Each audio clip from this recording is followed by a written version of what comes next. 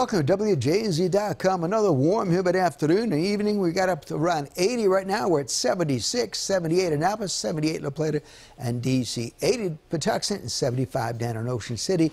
Take a look at the radar from, well, basically from Key West. Look at all that rain out in the Gulf of Mexico. That's all headed for the Florida Panhandle. They've even got some rain now moving into Georgia, not even associated with Hurricane Michael, which is right about there. This is just a flow bringing that moisture off the Atlantic Ocean. Some of that moisture will be moving in our direction as we head into Thursday. So we're watching the storm as it moves in our general area.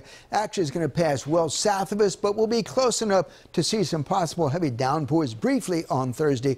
Generally in the Baltimore region, expecting maybe about an inch of rain out of the storm. Southeast of us, maybe from Ocean City, Fenwick, down to Virginia Beach, 2 to maybe as much as 4 inches of rain could fall, and that could certainly cause some flooding issues. Right now, some widely scattered showers down across southern Virginia and portions of Carolinas, not associated with the hurricane at this point, but you can see high pressure over the area, kind of keeping us on this southeast flow off the Atlantic Ocean. Just a moist, humid atmosphere that will continue until we get that cold front out to the west. That's going to push all this moisture out to the east, change our wind direction to the northwest. Much cooler conditions headed in for our region for Thursday night, Friday into the weekend. It'll finally feel like October. Meanwhile, by tomorrow evening, by 6 o'clock, some showers approaching. By evening, good chance we'll see some rain. By Thursday, yes, in the afternoon, some heavy showers popping up along that front, and then the storm moving south over region, offshore. So we'll see several periods, maybe some moderate to heavy downpours.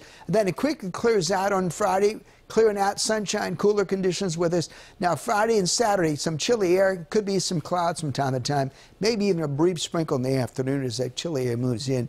It's kind of what we call self-defeating sunshine with cold air aloft. And that chilly air will stay with us for really several days of next week. Meanwhile, take a look at Michael. The wind's up to 120. It's a Category 3 major hurricane headed right for the Florida Panhandle. By Wednesday afternoon, around 125, Category 3 storm, very close to Panama City, Panama Beach area.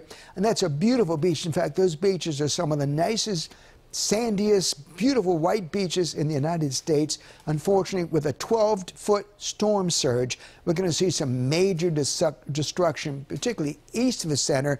So even as far east as maybe Jacksonville, they could see some tropical storm force winds as they extend out about 175 miles from the center.